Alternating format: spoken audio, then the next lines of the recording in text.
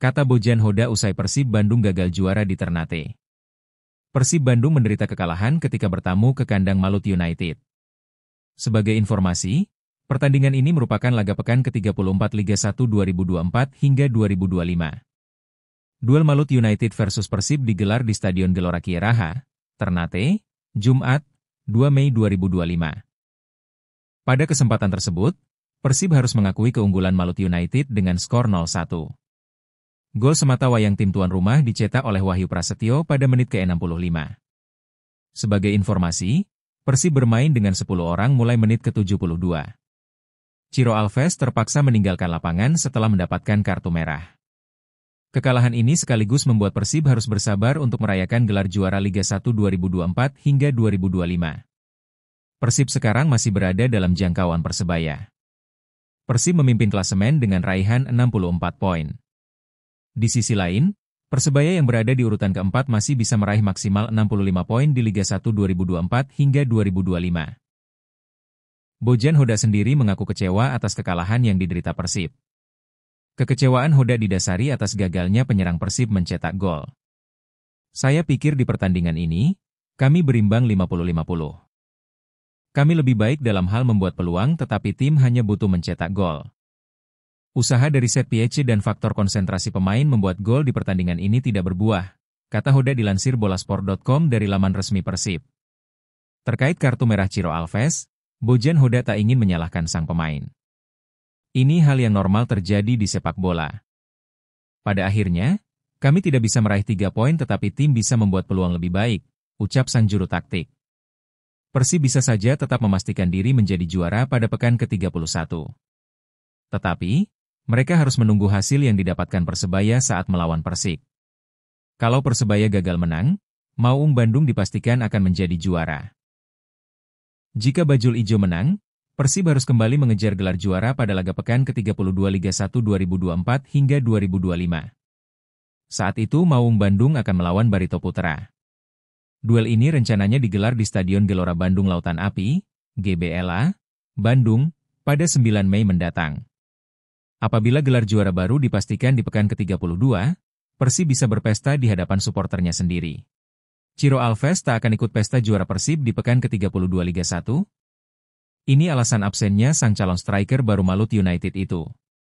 Ciro Alves dipastikan absen saat Persib Bandung menjamu Barito Putra pada laga pekan ke-32 pekan depan. Seiring kartu merah langsung yang diterima striker asal Brasil tersebut saat menghadapi Malut United pada Jumat 2 Mei. Ciro dianggap bersalah karena dengan sengaja menyikut dagu pemain Malut United Ubeimar Angulo pada menit ke-72. Wasit Setiawan A dengan tegas mengusir pemain berusia 36 tahun itu usai melihat tayangan VAR.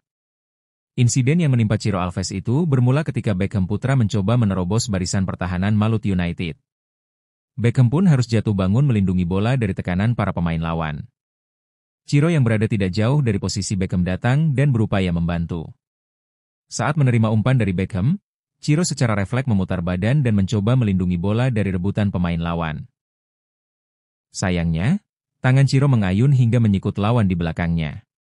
Seketika itu, Ubeimar Angulo yang terkena sikutan Ciro langsung tersungkur.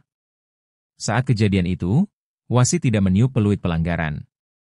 Bola yang lepas dari kaki Ciro langsung disapu oleh Yacop Sayuri hingga menghasilkan tendangan sudut. Di saat itulah wasit menerima informasi dari wasit video assistant referee, VAR.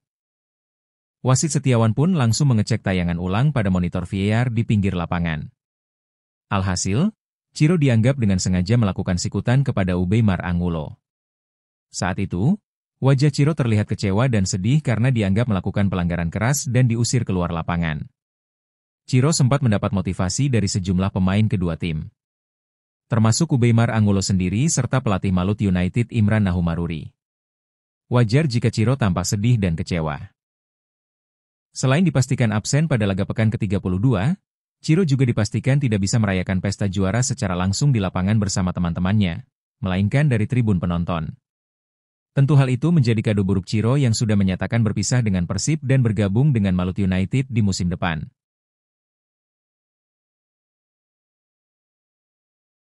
Pemain Persib Bandung yang absen lama akibat cedera, Febri Haryadi, kembali bermain saat menghadapi Malut United di Stadion Gelora Kieraha, Ternate, Jumat, 2 Mei 2025, yang berakhir dengan skor 0-1. Dengan hasil tersebut Persib Bandung harus menunda penguncian gelar juaranya. Persib pun setidaknya hanya membutuhkan 2 poin untuk bisa meraih gelar juara pada Liga 1 Indonesia 2024-2025. Febri bermain untuk yang kedua kalinya setelah mengalami cedera di Piala Presiden. Sebelumnya saat Persib menumbangkan PSS Sleman, Febri menggantikan Beckham Putra Nugraha. Di laga ini juga ia bermain menggantikan Beckham. Febri mengaku, hasil pertandingan menghadapi Malut United bukan yang diinginkannya. Tapi bagaimanapun kami telah berusaha untuk mendapat yang terbaik, tapi mendapat hasil yang tidak maksimal, kata Febri, setelah pertandingan. Saat disinggung mengenai bagaimana ia bisa mendapat permainan terbaiknya kembali setelah lama cedera, Febri yang akrab disapa Bau ini mengaku tentunya tak mudah. Setelah saya cedera tentunya tak mudah, yang pasti step by step, kedepannya saya ingin dan selalu meningkatkan di setiap pertandingan, ucapnya. Winger Persib ini memastikan seluruh pemain sudah berusaha keras untuk meraih kemenangan dan memastikan gelar juara Liga 1 2024-25 saat menghadapi Malut United.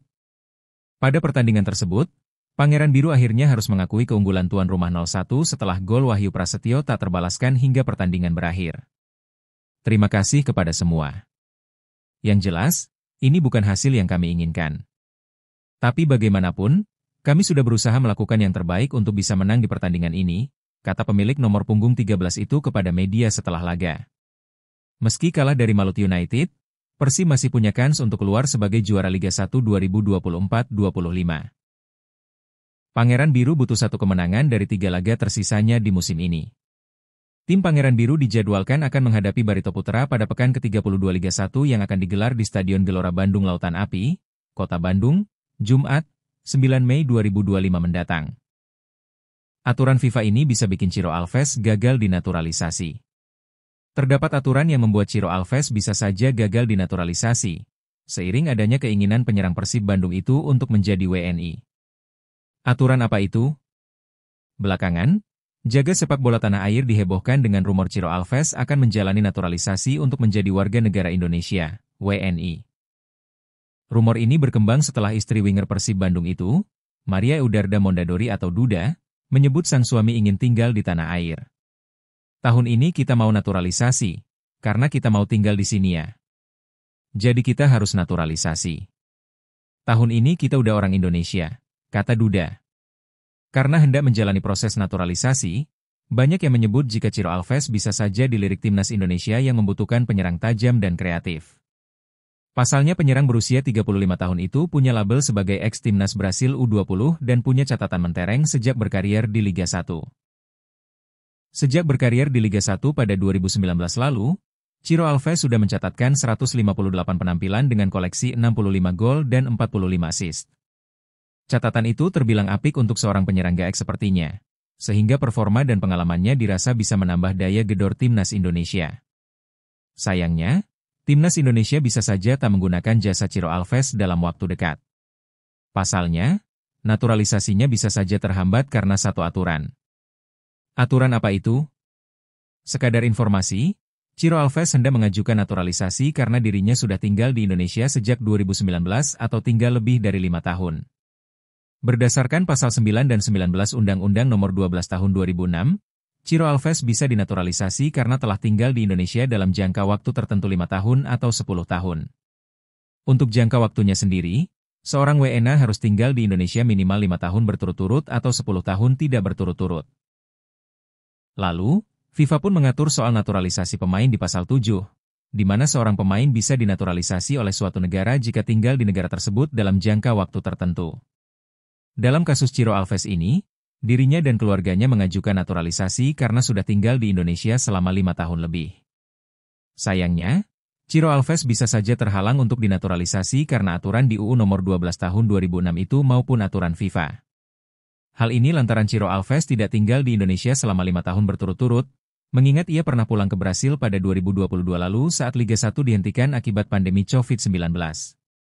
Kembalinya Ciro Alves ke Brasil ini membuat dirinya tak memenuhi syarat tinggal 5 tahun berturut-turut di Indonesia, sehingga naturalisasinya bisa terganjal.